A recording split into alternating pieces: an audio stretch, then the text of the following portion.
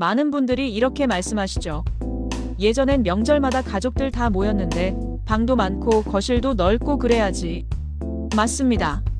예전에는 그랬어요. 손주도 오고 자녀도 와서 북적북적하던 시절이 있었죠. 그런데 지금은요? 손주들도 자라고 자녀들도 바쁘고 가족 전체가 한자리에 모이는 일이 거의 없습니다. 그 넓은 집에 결국 둘이 혹은 혼자 남는 경우가 많아졌죠. 그럼 이 집이 여전히 필요한 걸까요? 이제 그 집, 지금의 나를 위한 집인지 냉정하게 따져보겠습니다. 넓은 집은 자산입니다. 하지만 유동성이 없는 자산, 즉 쓸 수 없는 돈입니다. 노후에는 언제 어떤 일이 벌어질지 모릅니다.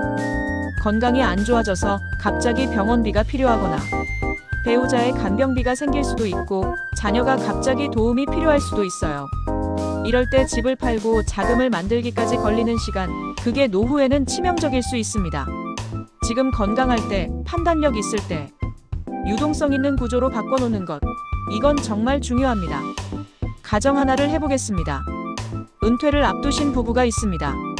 현재 사시는 집은 84이, 즉 전용 33평대 아파트입니다. 시세는 약 8억 원 정도예요. 이 부부가 이 집을 계속 유지하면 어떤 비용이 들까요? 관리비 평균 30만 원, 12개월 연 360만 원. 공과금, 가스, 전기, 수도 합쳐 연 200만 원 정도. 재산세 공시가 기준 연 8만 100만 원 선. 노후 수리 비용 연 평균 100만 원 이상. 이걸 모두 더하면 1년에 약 760만 원. 10년이면 7,600만 원 이상이 필요합니다. 이제 이 집을 매도하고 3억 원짜리 전용 18평 소형 아파트로 이사하면 어떻게 될까요? 남는 차액은 약 5억 원. 관리비 약 15만 원, 12연 180만 원. 공과금과 세금도 절반 이하 연간 150만 원 정도. 유지보수 비용도 훨씬 적죠. 연 50만 원 정도 다 합쳐도 연 380만 원 이내.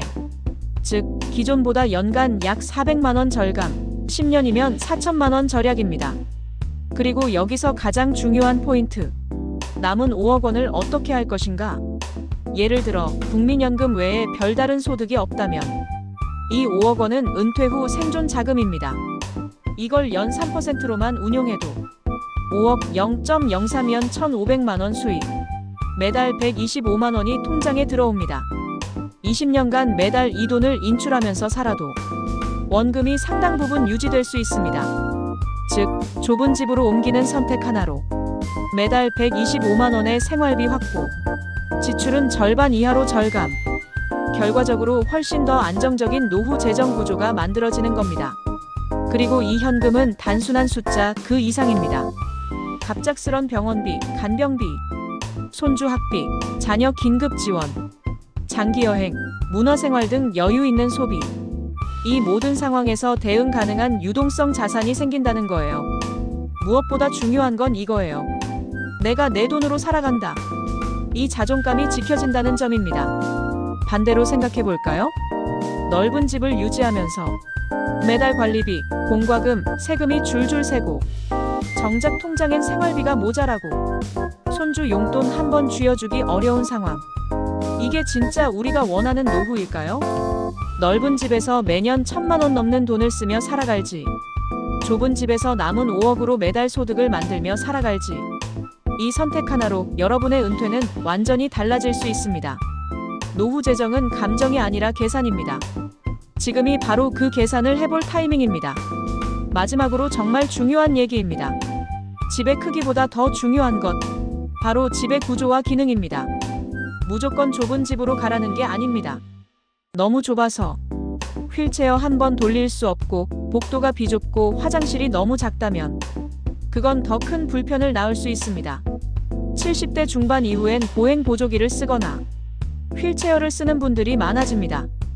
그때를 대비해서 문턱이 없고 휠체어가 거실침 실화장실까지 이동 가능하며 문폭이 최소 80cm 이상인 기능적인 집을 고르는 것, 이게 정말 중요합니다.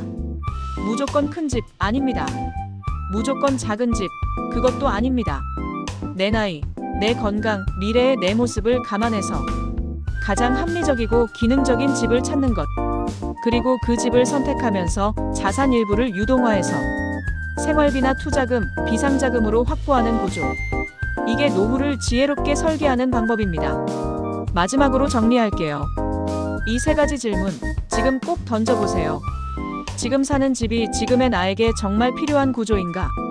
이 집에서 10년 뒤에도 여전히 편안하게 살 수 있을까? 이 집이 내 노후 자산 흐름에 어떤 영향을 미치는가?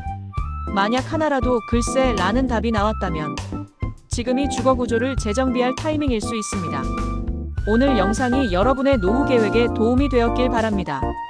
앞으로도 더 현실적이고 도움되는 이야기로 찾아오겠습니다.